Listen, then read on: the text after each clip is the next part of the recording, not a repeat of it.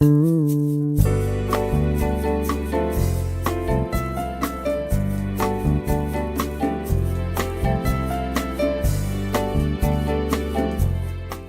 wrote this song, Being a Trans Girl, because I so much enjoy being a trans girl. By the way, this is that's a clip from a documentary I did, a 5-minute documentary looking back at my life. Okay. And I was pointing out some of the photos that are hanging on my wall in my home. And that's my younger brother that I'm holding there next to me. And that other photo that you just saw a glimpse of was my daughter Kelly when she was like 3 years old. Oh, beautiful. And I was looking very lovingly back on my life.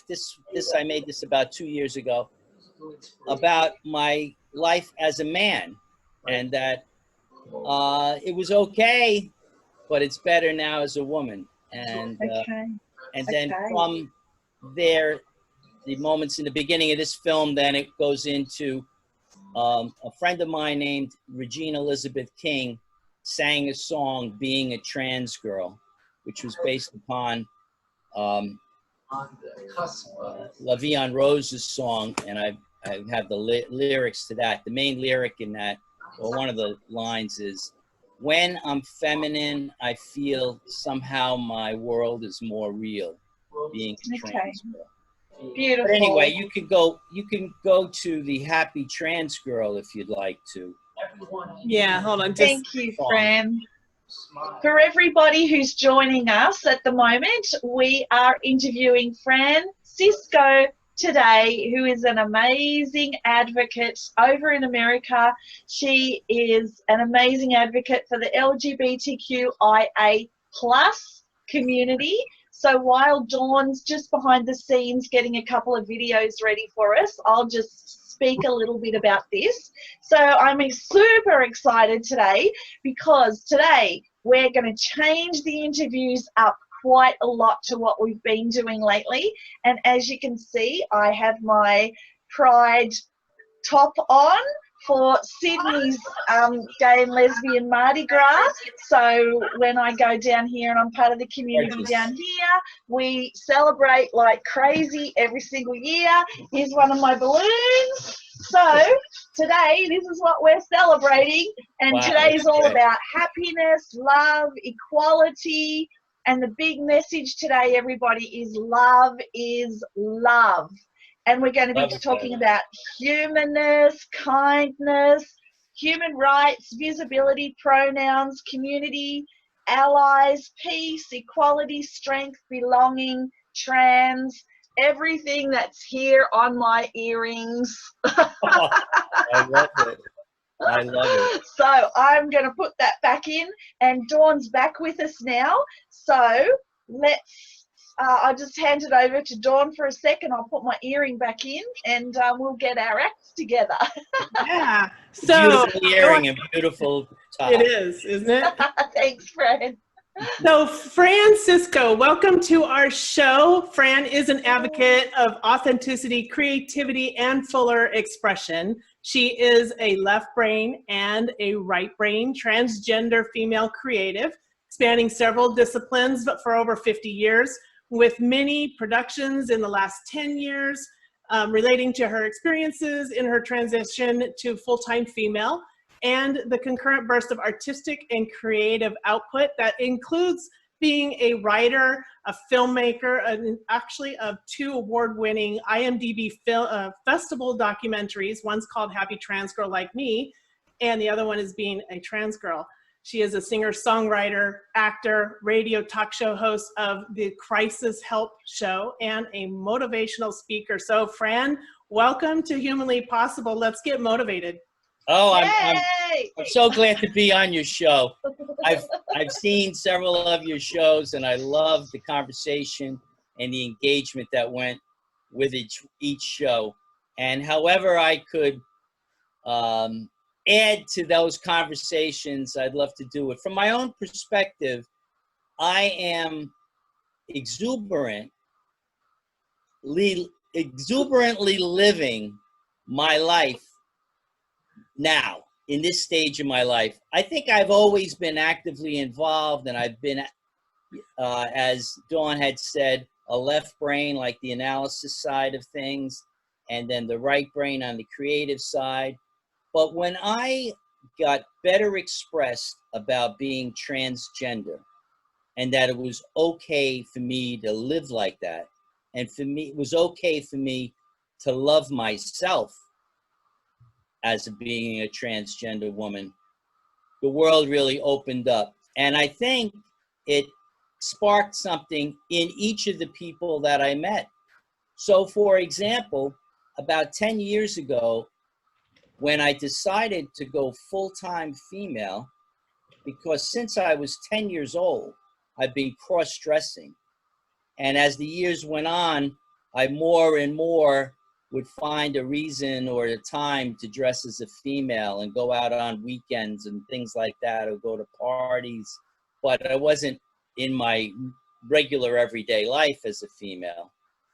When I finally decided to do it, I had also about 100 clients at that time as a CPA and as their advisor. Most people, friends included, would say to me, don't ever try to live your life as a female, as a trans person. You're going to lose all your clients. They're not going to trust you. They're not going to stay with you. They're going to think that you're indecisive. And the absolute opposite of that happened. So and the reason I think it happened is that they saw me as happier and as more together as a trans person than I was when I led part of my life as a male and part of my life as a female. And I was more decisive, more holistic, more trustworthy. And so even among my clients, it turned out to be a much better situation. And then among friends and stuff, what had happened was that as time was going on in my life, I was meeting people as a female looking like this. And then they only knew me this way. That's how they met me, as Fran. So I had a cadre of people in my life who knew me as Fran, some people who knew me only as Frank, and a few that knew me both ways, you know, a few lifelong friends and stuff, and family. And everyone stood by me. And that was helpful, very helpful in my parenting of my daughter, Kelly, who is 36. And she was very helpful to me because she was gender blind, race blind, religion blind. She accepts everyone. And she's a millennial, and, you know, to begin with. They're the coolest generation. And, yeah, they're the coolest. Plus, she's got a good soul. So here I got lucky having a child who became a big supporter of mine. And I think you saw in one of the films that you mentioned, Happy Trans Girl, you saw Kelly and I singing my song in many different venues and stuff. Well, you can see I love her. for a minute and had all this stuff going on while you were trying to talk, but we'll bring that up anytime you're ready if you want to play that. And let's, right before we play it, I would like to mention that I encourage people who are at any point in their life experiencing, whether they're 15 years old or they're 85 years old or 105 years old, if they're thinking that it's too late to make a change, it's never too late. It's never too late to more fully express yourself. And the better expressed you are about yourself, the more you wear your heart on your sleeve, the more people can experience you, and then they're encouraged to be open and honest with you. And it develops a whole different relationship, a whole different way of living life. That's And beautiful. It's it so really true, does. Fran. I It's became much more understanding of other people and other people's concerns when I was going through thinking that I wasn't going to be accepted. All of a sudden, I was in the minority. You know, I was in an LGBT group where I hadn't identified that way in my whole life. So whatever a person is going through, whatever struggles, it has a silver lining in that it opens up new vistas in one's life. And it has surely opened it up for me. What a beautiful message. And on that note, welcome to everybody in this community who identify as whoever it is you identify as. This is your interview today. And also, I also want to let everybody know that this episode is going to be dedicated to a very, very dear friend of Fran. So if we can just take a moment and pay some homage to this very special friend, and I'll just hand it back to Fran if you'd like to speak about your amazing friend. I have a friend, his name is Pepe Cardona, and some people may recognize that name because he was the lead singer and leader of the band Alive and Kicking, which back in 1970 had a major hit, won a gold record for a song called Tighter and Tighter that was written by Tommy James of Tommy James and the Shondells. And he is such a ball of energy and such an individual. Pepe has trademark sneakers. One is green, one is orange. You know, he has trademark glasses. Everywhere he goes, he's very well received. Well, it turns out, unfortunately, that Pepe has pancreatic cancer and that it has advanced to a very dangerous stage. So in December, friends of ours, Jean DiNapoli, Steve Lawrence, and Patrice led a benefit that I was part of. In honor of him, raised some money to help with his medical expenses, but perhaps even more importantly, gave Pepe an opportunity to see all of the friends from all over the years that he performed with, and for him to perform. And actually, on the second day of the bet, we did it.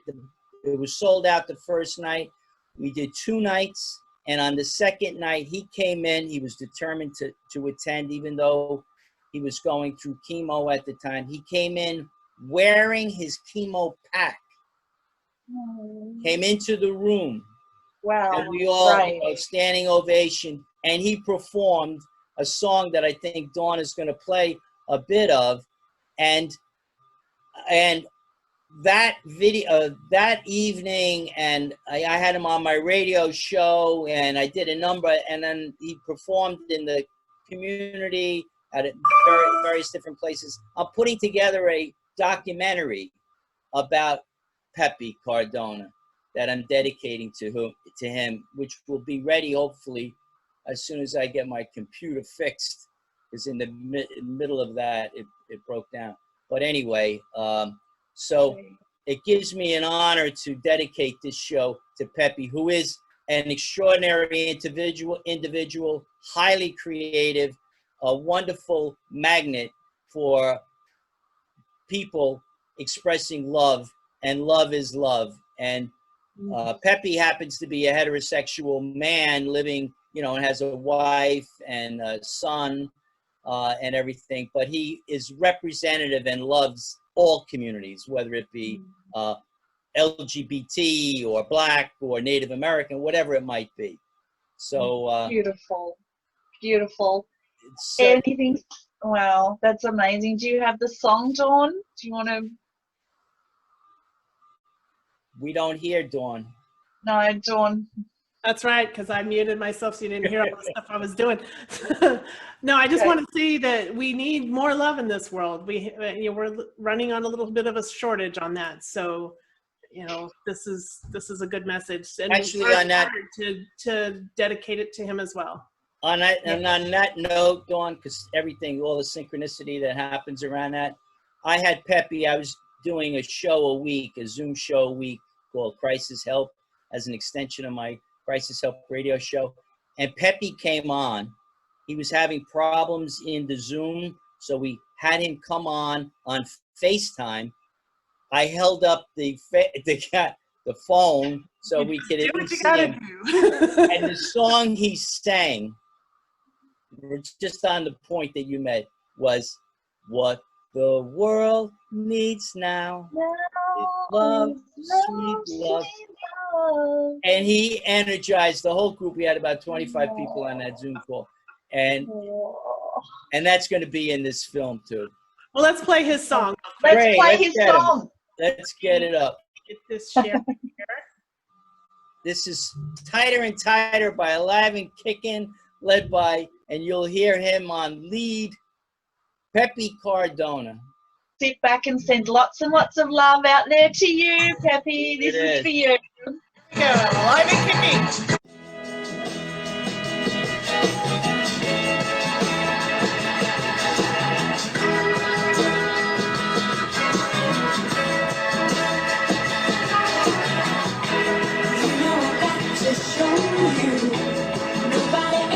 Before you never gave me such a beautiful feeling. I want to touch your soul now. Want to touch your now. Oh, baby, just a little bit tighter. Oh, just a little bit tighter now, baby. I love you so much and I can't let go.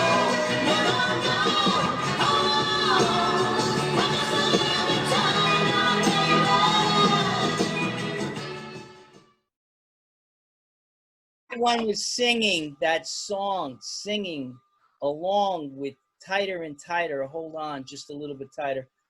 Beseeching God, the energy, the universe, to give him more time.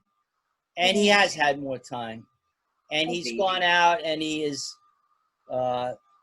performed. Not as many times as he would have liked to. And then this pandemic happened. So in the middle of him planning his 50th anniversary and doing a tour around the country, the pandemic happened. But even through this, he's maintained a phenomenal attitude. He's probably the most positive individual I think I've ever met. He's just unbelievable. And although I knew him, I mean, I've met him 50 years ago, we were never really close friends until about a year ago.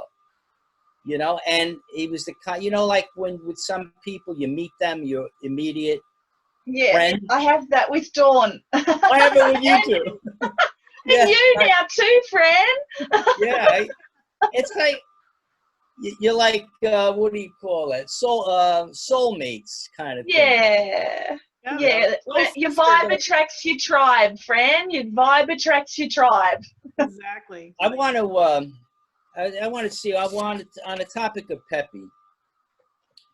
Pepe has seen these lyrics that I have sent him. I'm writing this song. I've actually written this song. I produced a version of it. And I have a phenomenal sax player named Baron Raymond who played sax on it. I wrote the music and the words. My piano is okay. You know, but there's an excellent piano player named Frank Pisani who I sent it to, and he guided me by phone how to play the chords a little bit differently or more effectively. And he did. And I'm now in the process of adding 2 other voices, which I don't want to say who they are in case it doesn't happen. 2 other voices on the vocals. But I have the beginning of, maybe we could play a little bit of it too, but I would like to read these lyrics because these are not only helpful for Pepe or dedicated to Pepe, who's led a full life, but now he's near the days are fewer. And all of us, I mean, we all, however we got left, maybe, hopefully we got 20 or 30 years left, but we never know what we have left. Right? No, we don't. We have to take Yeah. each day and fill each day with love and kindness and and so by saying these, is it all right if I read these lyrics out? Sure. Go ahead. The days we got left seem shorter and shorter. The tighter we are, love will last past our lifetime. My love for you is forever and ever, whether I'm near.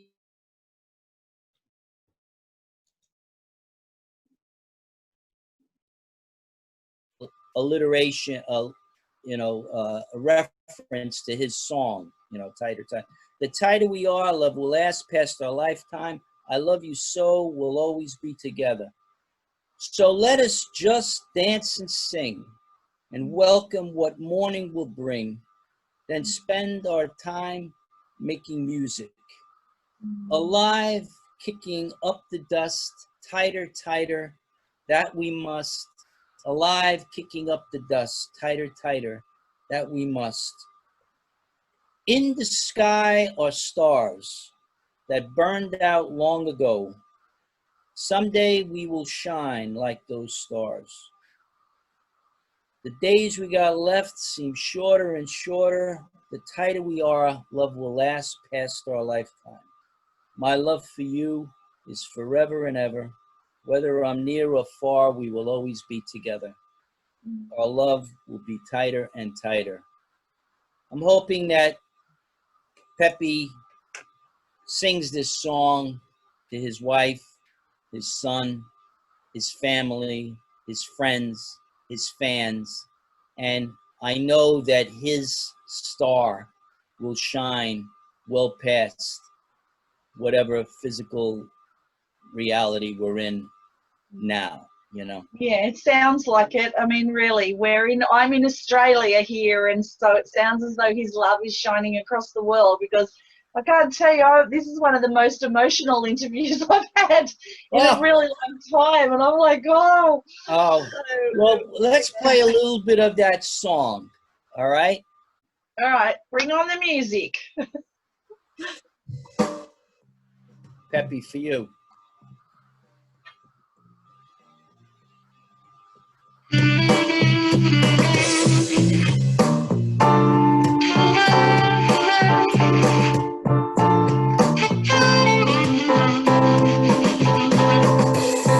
The days we got left seem shorter and shorter. The tighter we are, love will last past our lifetime. My love for you is forever and ever. Whether I'm near or far, we will always be together. The tighter we are, love will last past our lifetime. I love you so. Okay, that's enough of that song. Thank you. Beautiful message. Thank you. Yeah. Thank you so much.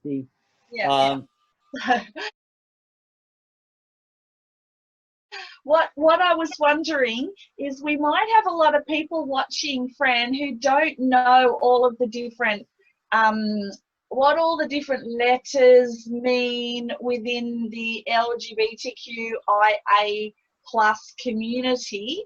And I was wondering if we could play a little clip that goes for a couple of minutes, just so that anybody who's out there who is not familiar with a lot of the different acronym, like all the different letters that make up the acronym and how they keep changing all the time, and it becomes quite it can become quite confusing for some people out in the community. So Dawn's got a little video that just explains some of them. Oh, great. So yeah, so that we can teach the general community a bit more about this really fascinating population who is all makes it's all of us, and it's something that I really, really am very passionate about the rest of the general community understanding, so we can spread more love and understanding, really.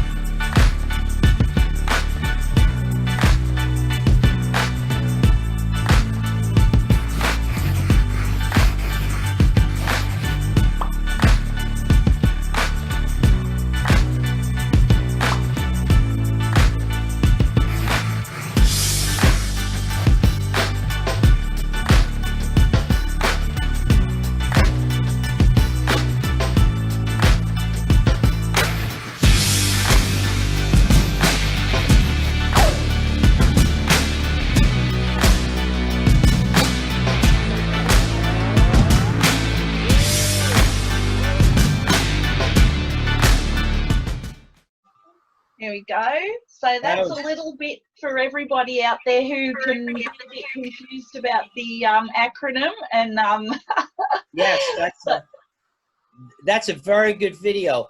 In fact, I saw a video similar to that with that acronym, and I think maybe it was even the same video at a nonprofit meeting in a town in New Jersey, Hackensack, New Jersey. And the nonprofit was against violence. It was anti-violence. And there were about 25 leading agency members who were involved in lots of different centers and being educated about LGBTQ, about it all.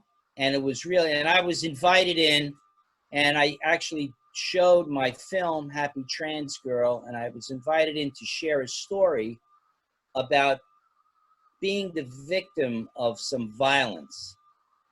And actually, I would like to maybe even share that story now.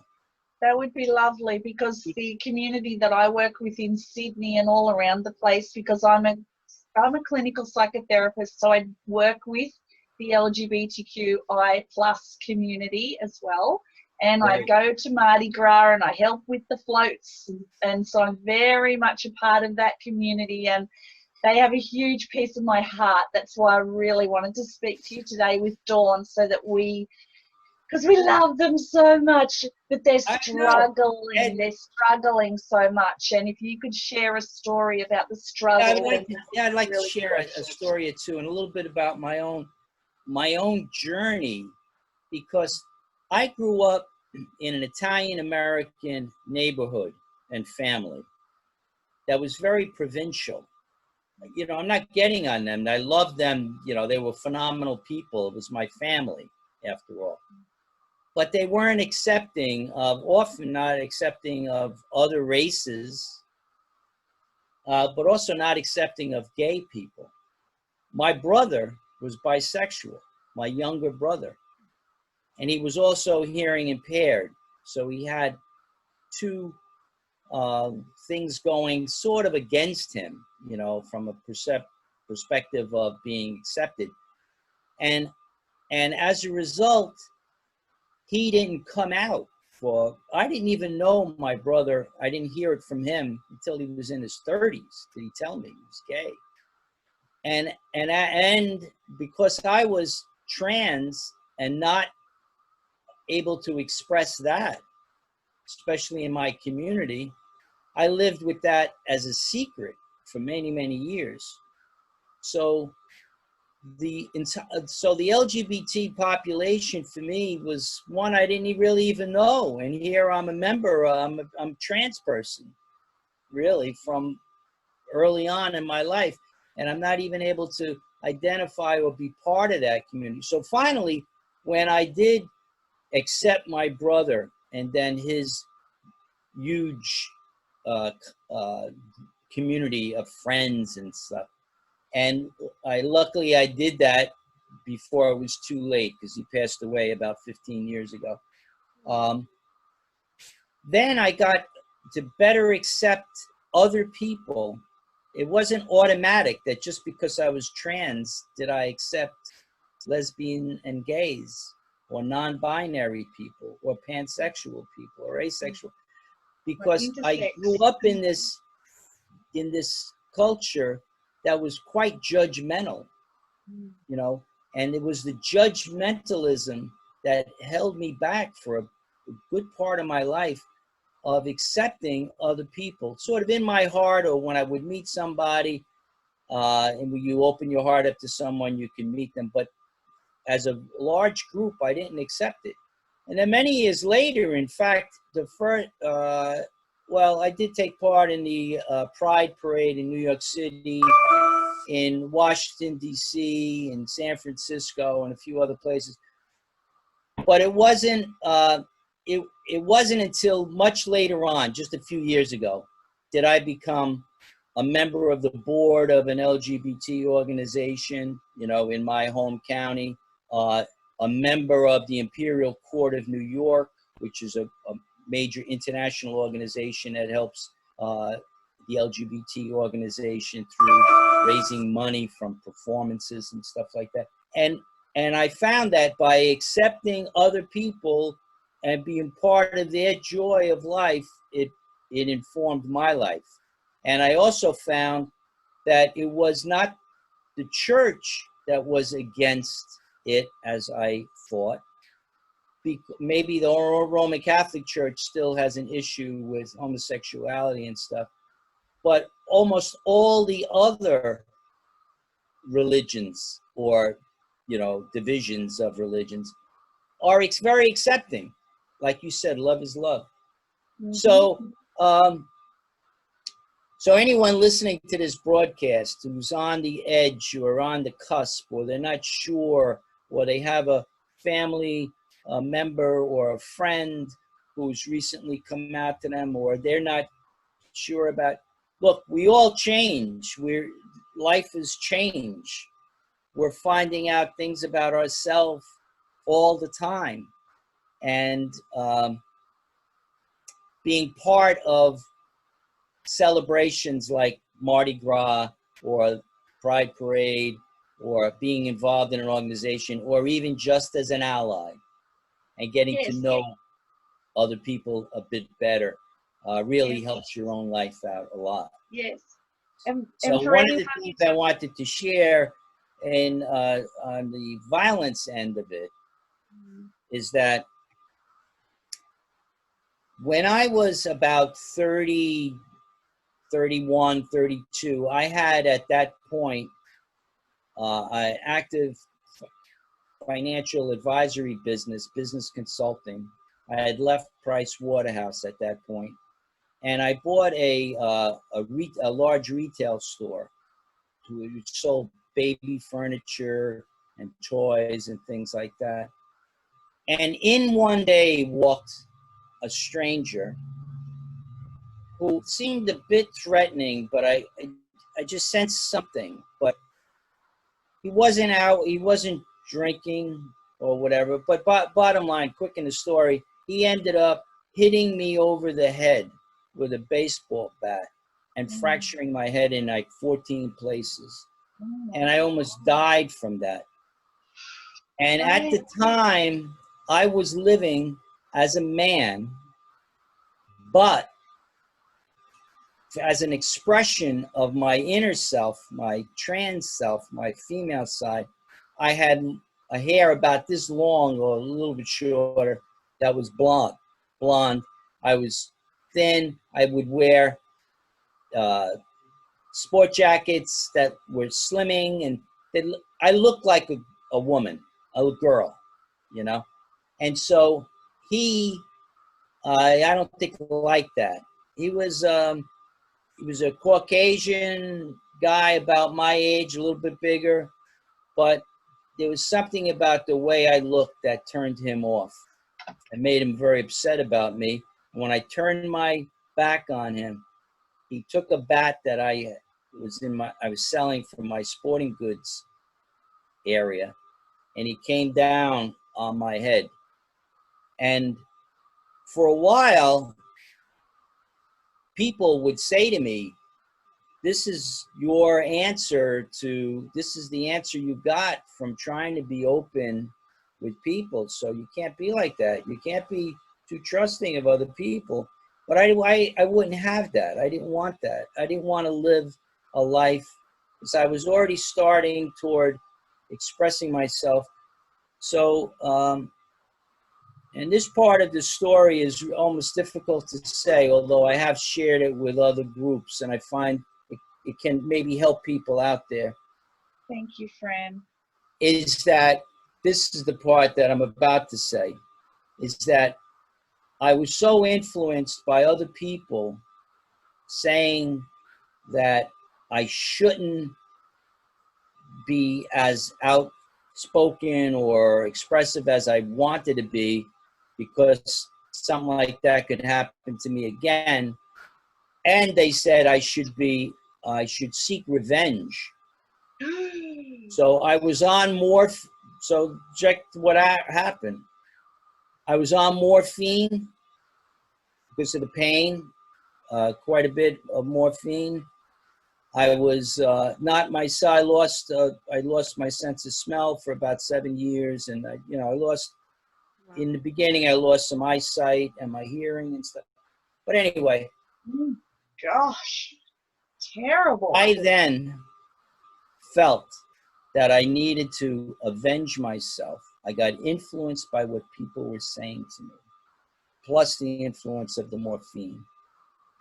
And every night, I would go out with a large kitchen knife underneath the seat of my car, and I would go to the drug rehab centers in the neighboring towns looking for this guy, thinking that he was a drug addict, and that was why he did it. It wasn't because of, it was like a hate crime against me as a trans-looking person.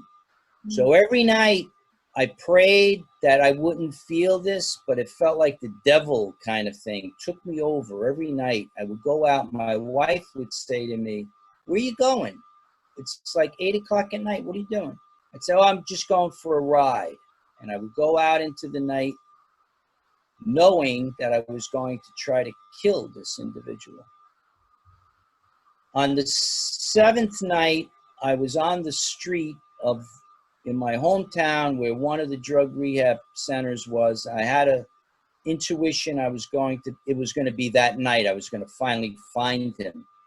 What I would do is I would park outside, and as they came out, I would see if he was the individual. I was planning to follow him down an alley, and I was planning to knife him into the throat. Now I'm not a violent person. This is what violence So begets over the violence. years, I was a victim, and then this is what happened. yeah.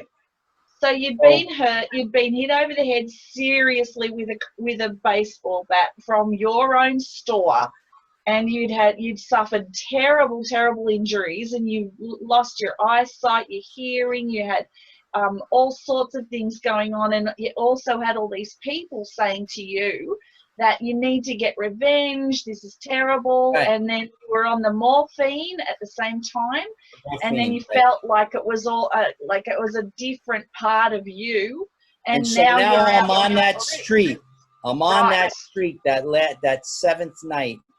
Right. I said to myself, I'm a fervent believer in prayer, and I have a close relationship with, it happens to be with Jesus Christ, but anyone could have a relationship with any higher force, you know, that they feel, you know, is good for them, you know. But what I stopped my car, I put my hands on the steering wheel, I put my head on my hands, and I started praying very deeply that this revengeful feeling be taken away from me. And about a minute and a half into that prayer, because I felt that I was going to see him that night, I was actually going to kill him. And for the rest of my life, if he didn't kill me, I would regret it. And how horrible of a thing that would be. Within a minute and a half, I got a powerful wave. There was no water in the car, but it felt like a Jones Beach kind of wave, or a wave from an ocean wave. It propelled me back. I hit my head against the headrest with such force, and all of that hate, that revenge left my system. Wow. At that moment. Wow. And That's in huge. its place came, it was unbelievable. In its place came forgiveness. That it was like a crater, and you know, like how if there's a hole in water, like a dam, a waterfall goes down into that hole. It was like the forgiveness filled that hole, and for the rest of my life, I've been a very forgiving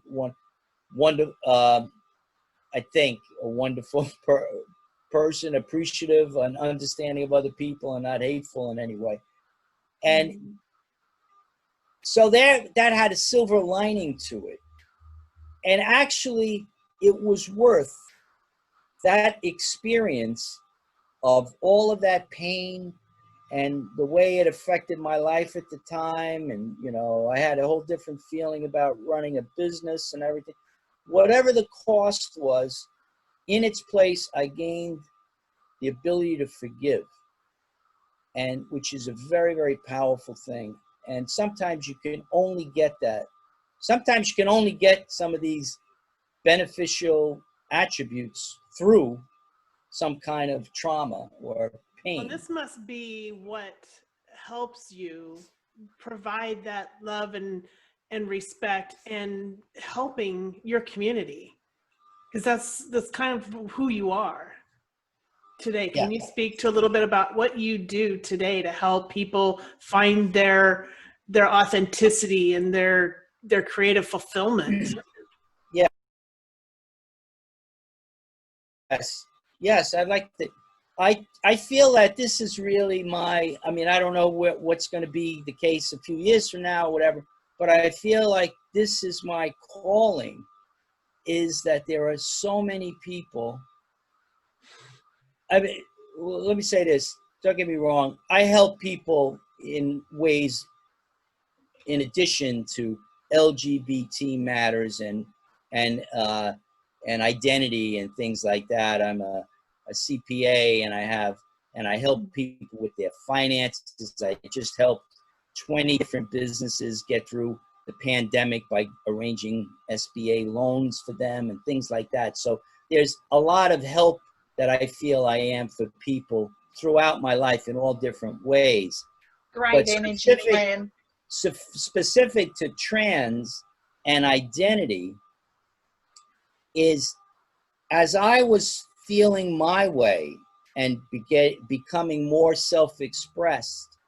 For example, I took a comedy course 10 years ago, and then sure enough, I became a stand-up comedian. And part of the homework was to do 2 or 3 open mics a week and Oh, get that's out a lot. and do that. So brave. It was like, in addition to your regular, and then that gave me a love of the stage, and that introduced me to a lot in the way of acting and stage performance and stuff. But along that way, I'm now this trans person feeling her way. Now, when I'm performing or singing or writing a song or doing a film or whatever, I'm attracting other people. Many of the people I'm attracting are people that are earlier on than me in that stage. So I'll give you an example. One fella's name, I won't say his last name, but Frank. His name is Frank. My real name is Frank also. He contacted me over the internet one night because he saw a performance on the internet of a comedy show. And he was living as a man. He contacted me and he said that he was interested in having a dialogue. So I said to him, why don't you call me? Pick up the phone and call me. So he said, I'll call you through relay, in his message to me. I'll call you through relay. And that's basically shorthand for he's deaf or hearing impaired. He's going to use a relay service to speak to me. And it happened to be on the night of the 10th anniversary of my brother's death. My brother was hearing impaired. So I took that contact out of the blue on the internet from a guy that was interested in my trans story as something very meaningful. It turns out that he was having his own issues about his own gender. Coincidentally, my daughter was taking sign language classes in college and she needed help. And Frank was there to help with augment the sign language classes. And we would meet him in New York City and he would coach her on sign language.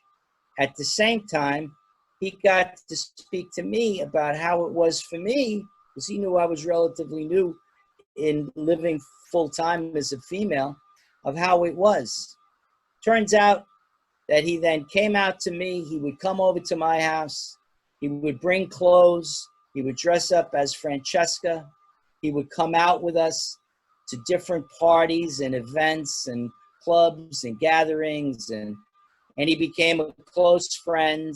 And I have many parties at my house with 30 or 40, 50 people. And he met a whole new group of people. It turns out he then transitioned himself. And he's like one example of a person who, through my direct involvement, got better about accepting themselves and transitioning in their own life, you know. And then there are a number of, I get calls all the time from people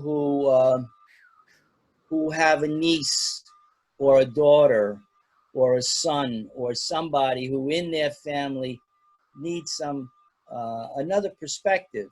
Because many people, this is something shocking to them, that they don't know why their nephew all of a sudden wants to become a girl or vice versa.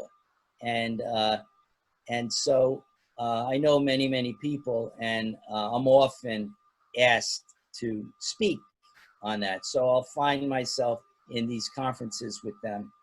And then of course I refer them to professionals where they, you know, want that or need that type of help. Mm-hmm. But in that community, It's often having a relationship, a friendship with someone. That's the most important way in, you know. And I think that's even a better way in than just seeing a therapist from the beginning, or you know. And I respect, you know, of course, I respect professionals and stuff, but there needs to be a non-threatening relationship, like through a friendship, I think. Mhm. And it holds a lot more. So so I just live my life, and also as a result, I'm not embarrassed about my voice sounding kind of male-ish, you know, like when I was first transitioning, I thought, well, I need to sound like a Like trying to fantasy change it. girl. So I would speak like this, and I was going about my day like, and people were like looking at me like I had two heads, you know. and, and it wasn't authentic. It wasn't me, you know, until finally I got comfortable. What I'm getting at is that it's okay if you're a trans person, in my opinion, for myself anyway. It's okay that people recognize me as a trans person rather than female. It's all right. You know, I'm not that, you know, we don't have to be perfect, right? We don't have to be perfect. And actually, nowadays, the more we're centered, non-binary, the more tolerant and inclusive we are of everyone. So I also encourage people, especially young people, who think in the beginning that, well, what I want to do is I want to have a sex change operation, you know, I want to have bottom surgery and top surgery, and I want to do all these different things. And I try to slow them down, you know, like maybe you don't need that. Maybe you don't have to go all the way. Maybe you just want to feel things out until you're sure. Absolutely. And that has had an important impact on several people. So, Fran, can I ask you? Sorry, Dawn. I'm really, really interested. I've got a few friends who like to tell or just let people understand that they're intersex. So I'm just wondering, with people who identify as intersex, what do you think about when children are very, very young and they're born intersex, the doctor's actually choosing a gender for them at that point? What do you think about that? I have a close friend who is about my age, and so that was a long time ago. They made that decision for him to live as a man, and then he was not well adjusted as a man and really was a trans person, but they made a decision for him and didn't even tell him about it, you know, for many, many years, you know. I don't think it's a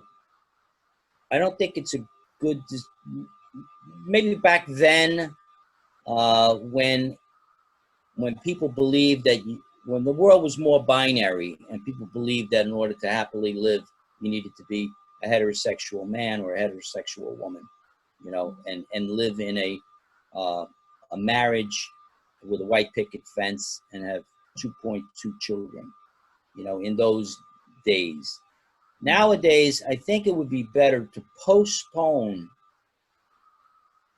and for the child to live ambiguously with two, if you're talking about intersex, with two body parts, and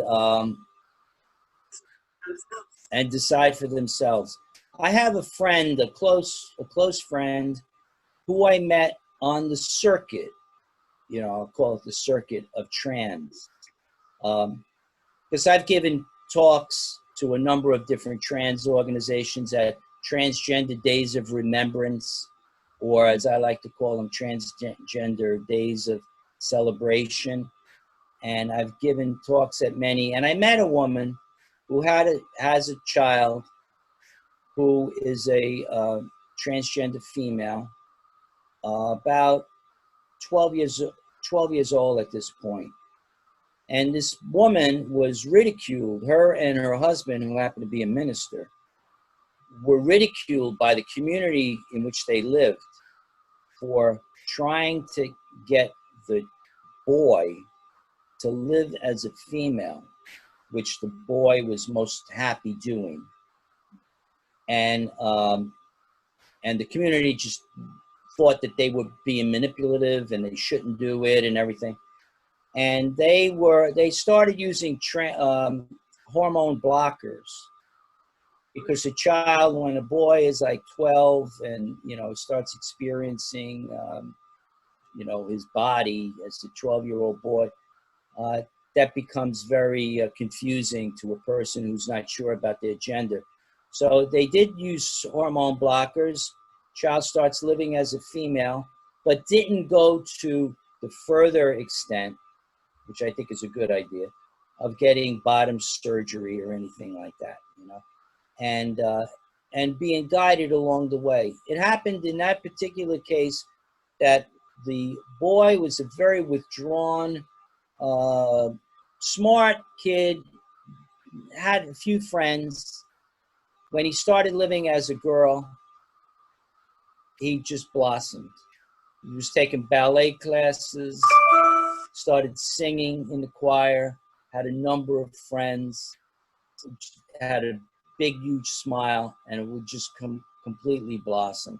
So, I don't know. Does that answer your question? I think if possible, let it go as long as possible, because even when you get a lot older, you know, you may think of it differently. And because sexuality and gender are really mutually exclusive, they're supposed to be mutually exclusive, it's still, they are influences on each other.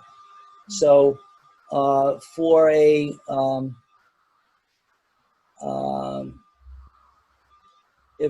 boy who is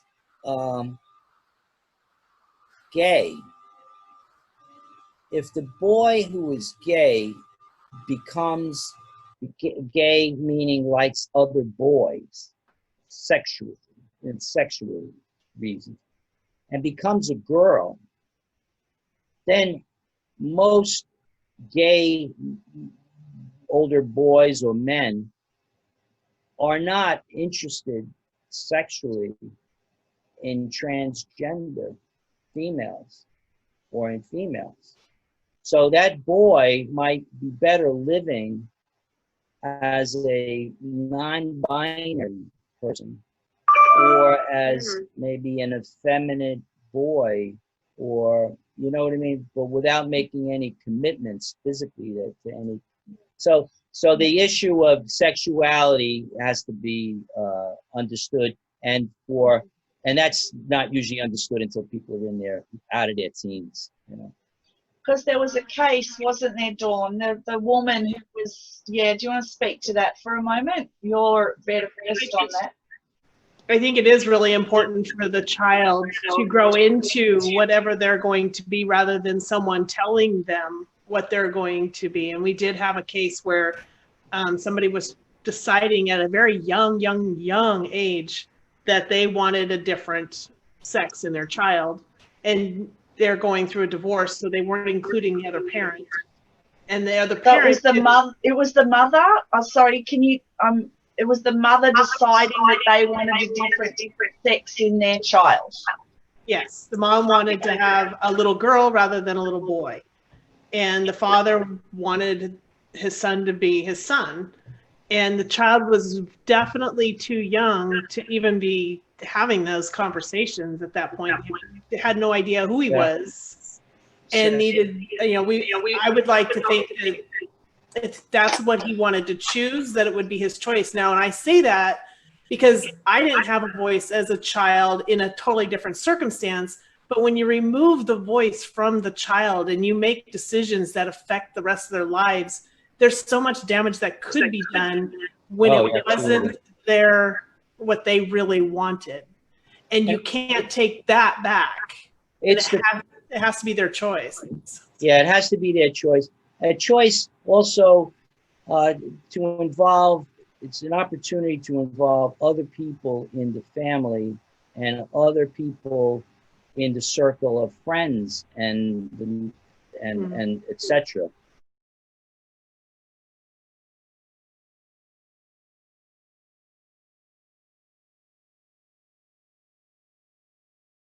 You're a boy, right? No, I'm a girl. Who told you you were a girl? Mommy, When did she tell you you were a girl? 'cause I love girls. Oh, I see.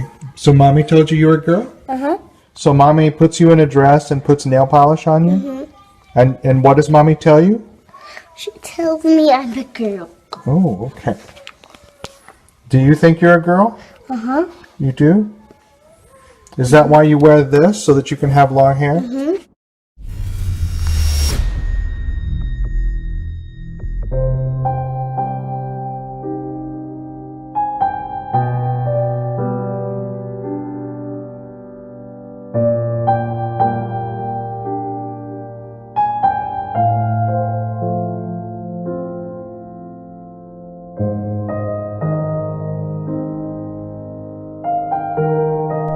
Okay, so Mr. Younger, can you tell us what your reaction was to the jury's decision on Monday?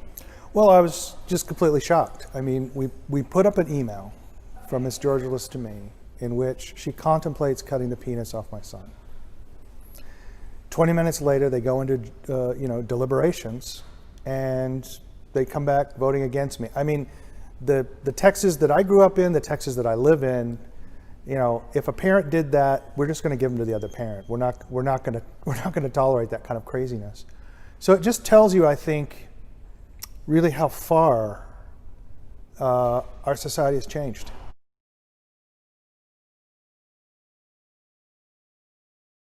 It's often what happens is a child's sexual or gender preference ends up becoming like a bartering or a weapon used by each of the parents who have different views.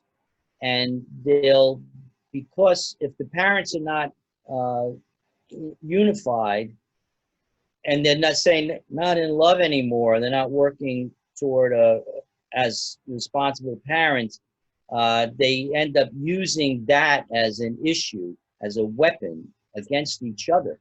So yeah, and I remember that one that you were talking about, and I thought that, I wonder where the grandparents were at that point. Where they Well, stood on that. Yeah, where the siblings of the parents were on that and stuff. And it's an opportunity, I think, to bring in, instead of it being, it's our secret, we have to deal with this horrible situation. Instead of that, it's all, not to make it a glorious thing, but a person who is trans or has issues like that, quite frankly, I mean, this sounds immodest or boastful, is step above the traditional way of living life. I know people think of it as it's a problem. We got to deal with this as a problem. We got to figure out how to solve this problem. But it actually presents itself as an opportunity. And in many cultures, some of them ancient cultures, the trans people were the leaders, the spiritual leaders in the culture. And if a person is so in tune with themselves and who they want to be, and it causes them to have a different feeling of what gender they are, almost God bless them. And the family, it becomes a family, I don't want to say duty or responsibility, it becomes a family blessing that it will bring different people in. And all of a sudden, you'd say you're the father of this child, you didn't speak to your brother for so many years because you had an argument 20 years ago about some money he didn't pay you back or something. God. But now if you involve your brother in giving you advice on how to handle your son, it opens up that relationship. Or you have a friend, or you seek out a friend who's going through something similar. Resolving or dealing with the issues of children could be an opening. Well, we've talked a little bit earlier about alienation, and specifically we mentioned parental alienation, but I think alienation happens in other forms as well, where it's not always the parent. Sometimes it could be siblings alienating each other because of that argument or circumstances like this. One of the things I wanted to mention about, sorry about the feedback in the mic, you have been successful at being co-parenting with your child, right? Yes. And your daughter is accepting of the situation. You're still friends with your wife. Can you talk a little bit about that before? Yes. I want to misspeak? Yes. My wife's name is Lori. We're married over 40 years, and we're still married, but we're not living together. And the last, I'd say 15 or 20 years of our life have been on again, off again, living together. She has difficulty with me living as a female. You know, we go out to dinner, you know, we'll talk on the phone every day or every other day. We're still soulmates, we still care about each other, and we still share a wonderful daughter that we talk about all the time. But if Lori would have me back to live with her, I would do it in a heartbeat. Because she admits that it was the way she grew up and what she wants. She wants a woman. She wants a man, and not a woman, you know, or not a trans woman, you know. And so I resigned myself to that fact, you know. So I stopped trying to change her mind, you know. I thought maybe I could get some way to hypnotize her, you know, like I get someone sneak up from behind her, you know, and I was just going to say how you want to be authentic, and then you had to say that. Yeah, I know. So I have to respect her, you know, she's respecting me, so I have to respect what she wants. And I could see that she's much happier having that stake in the ground that, you know, so now that's made our parenting more difficult, I think, because we're in two different places. My daughter Kelly is with me, she lives with me, and her boyfriend Arturo, very nice guy, lives with us. Kelly and I are, I think, closer because Kelly is a free spirit, very creative, and multidisciplined, and you know, she's into a number of different things. She's as ADD as I am, put it that way, you know. Whereas my wife is sort of one track, you know, and disciplined about it, but that's so different people. So it makes the parenting difficult, even though we're well into the parenting. Kelly's 36. She's grown enough to know she looks to Lori for advice in things that she thinks Lori can give her advice in. And she looks to me for advice really in things. She needs for both of you. Yes. And you know, when she was younger, she used to play that against us or whatever a little bit, as children would do. But now she doesn't, you know, now she's very mature, and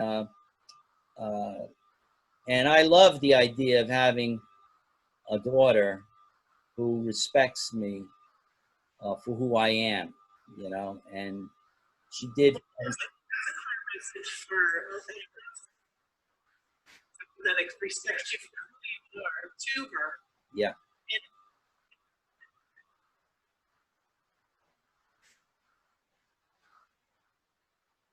Know that it's so difficult.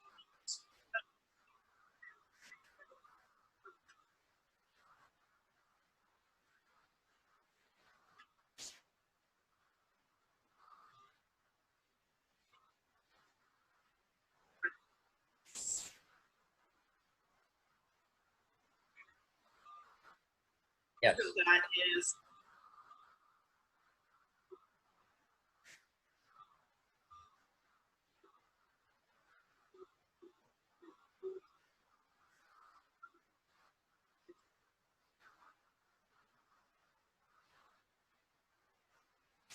Yes, I think it's, and I think Kelly appreciates. She has a maybe even a better appreciation of other people in life by having, a trans parent and another parent, like that. Yeah, she And would. she's really, it's just another thing of life. She said once she was interviewed for a TV show about our relationship, and she said, well, she had to accept, she would accept me, because if not, she wouldn't have me. Yeah, She would lose it's her me. normal. So she wanted to figure out how it could be that she could work it out in her head to accept me. In the beginning, it was a little difficult. I remember the first night we went out together, we went to the movies, right? And we were walking in the mall to where the movie theater was, and she wouldn't walk right next to me. I don't know how I looked, I probably didn't look that great. And so I said, Kelly, walk. No, all right, no, catch up with me. And by the time we got out of the movie, she walked with me back to the car. You know what I mean? So it was only a very short period of time. I like to tell this little joke. You got a chance, time for a joke? Yeah. We've got about another 5 to 10 minutes. So but we've got to do questions as well. Yeah. Oh, okay, good. I'll make the joke. It's on the topic of Kelly. When she first was, when I first started living full time as a female, I said to her, come with me down to Marshall's shoe store, help me pick out some shoes, because I needed shoes for a meeting the next day. And so this is like maybe 10 years ago, 12 years ago. So she comes with me, she's in the store, she went separately in the store, so they didn't know that we were together. And I said to her before we went in the store, Kelly, I'm dressed as a female, I want to pass as a female, right? Yeah, she said. She gets to the back of the store in the clearance area, she finds a pair of shoes for me that were perfect, and she yells out, Dad! So I got so embarrassed, because she outed me. The two sales girls in the store didn't know that I was a distance away from them, didn't know it was me that she was talking about. I was the only other person in the store, though. They thought that something was up with her, that she's yelling out, Dad. So finally they realized it's me. They gave me the thumbs up. That's okay. We don't care. It's all right. You are who you are, right? One of them, I'm still embarrassed. One of them comes all the way up to me, very close to me. And she says, what's the matter? I says, I'm embarrassed. I'm embarrassed about being trans. And she says, don't be embarrassed. Here at Marshall's, everything is irregular. So that's how, because Marshall's was known for having irregular shoes or whatever. Beautiful. Love it. Love Kelly. Love Kelly. Yeah, do you have a little bit of time to play that happy trans girl, or at least the first? I want to mention something Marianne said in our comments. She said that in life, it's not what you are, it's how nice and kind you are. Only kindness matters. Yeah. That's very true. Yeah. Very true. So what I would like to know what you would say to others out there that are dealing with, and it could be anything from trauma, from going through this kind of transition, or just having just dealing with this as part of their life. What would you say to others out there? Questioning the space that they're in potentially. So that's the cue. And it doesn't necessarily have to be just this particular, being LGBTQ, No, or right. I mean, just anybody that's really questioning their own authenticity. It's to start expressing yourself about it. For some people, it may be to write it down as a poem, share it with a close friend, share it with another person. It might be making it into a song. It might be doing a stand-up comedy act. It may be calling up an aunt and telling her about it. However you do it, you got to get it out. You got to get it out, get it out and get it spoken about. And the more people that you speak about it, different people have different feelings about what to do, how to do it, how to help. But help will work, and I believe that God works through people, and that you're giving God an opportunity when you're expressing it with other people to work even more magic through those people. The more people you involve, and always do it. And taking off on Marianne, always do it with kindness. Don't bring up a problem about yourself to somebody in a way if you know they're going to get upset in a certain way. You bring it up, but bring it up, with kindness, with care, and you'll get help. You'll find. My favorite phrase is something Alyse says, and it's kind of just become my phrase, is that unconditional positive regard. And if we treat people with that, then we're spreading kindness and we're spreading love. So yes, and people don't care how much you know until they know how much you care.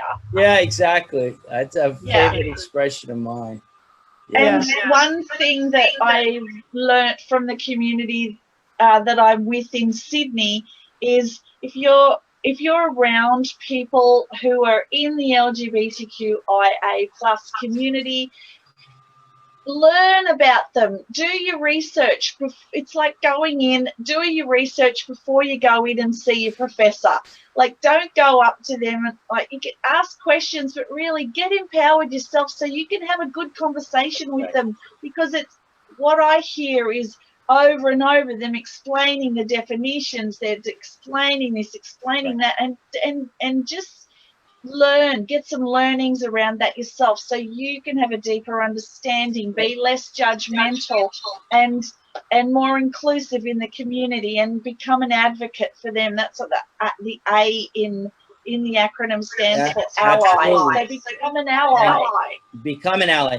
And the more for example, many years ago at MetLife, I was part of their program. A lot of companies have these ally type programs where you could have conferences and stuff. There's so much help out there, and your local LGBT center is another area where you can get quite a bit of guidance and help. And even your church group, your school, nowadays it's replete. And social media is also a way among your own friends you could actually start developing contacts and learning, like you said, learning more about the issues. Well, and allies bring more allies too. I learned about that at work. I didn't even know about the program until at work one day we had it was just something that they sent out an email, we're having this meeting, come and join us. And I have a quick story. Many years ago, I was a stockbroker and, and securities salesperson and stuff. And I went there were about 700 people at the conference. I arrived, I was determined that I was not going as my male self that year. I drove down to Atlanta as a female. I walked into the big room the first night that had all the trade show people and everything. A guy came up to me named Paul and said to me, Art, I know you're the T in LGBT. I said, yes. And he said, I want to introduce you to some people. And little did I know that he was one of the very active gay men in the company. And he took me by the hand, literally, and walked me around the room and introduced me to the many gays and lesbians and trans people that were already in the room. So he was like a blessing from God. Here I was, I thought I was all alone among all these hundreds of people. And lo and behold, he came over and he broke the ice for me. And we ended up becoming friends and stuff like that. So when you're on the other side of it, be helpful to someone else. You know, be an advocate and be helpful. Yeah, be an advocate. Let's do Happy Trans Girl, can we? Yes, we can do that. Let's sing the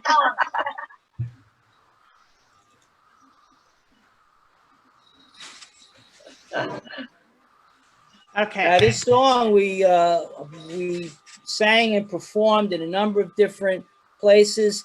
I made a documentary of it. It won about 5 or 6 best LGBT short films, and it won best. And then I made a music video won best music video in a number of different festivals, and performed it many different places. So, Amazing. Amazing. Let's have a listen. We're going to listen to it, but before we go, we're going to say goodbye to everybody. So after the song, we're going to say goodbye, and we will see you guys next week. But stick around and listen to this song, and we will catch you. And thank you, Alyse and Dawan. Thank you so much for this opportunity. It was extraordinary. Thank you. Thank you to our deaf community. Thank you for coming. Thank you so much. Everybody, be yourself. Be yourself. Love is love. Thank you, everybody. Thank you so much. And thank you for dedicating this to Pepe Cardona too. Absolutely. Bye, everyone. Love is love. Greetings from Little Italy in New York City.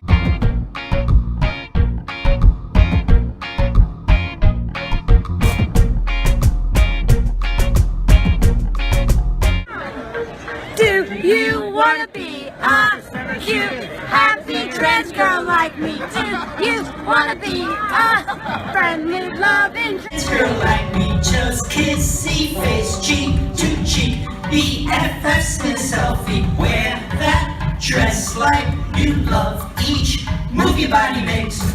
Love is crazy world. I give it much more than I take. Now that I live as a girl, I feel more authentic, not fake. Yes, trans, yes, trans, yes, trans, friend. Yes, trans, yes, trans, yes, trans, yes, yes. Come on, yes, trans, yes, trans, yes, trans, friend. Yes, trans, yes, trans, yes, trans, yes, yes. Do you know why I smile almost all day long? Do you know why being trans is a gift of song in perfect time with rhymes stuck sweet like kisses? This is dress up your eyes to show the world World of being Miss is you in this changing world. trans is the change for you. Your friends love you as you are. Now you can be your own star. Oh, je suis feminine. French, je me sens en quelque sorte. Mon mot est real encore.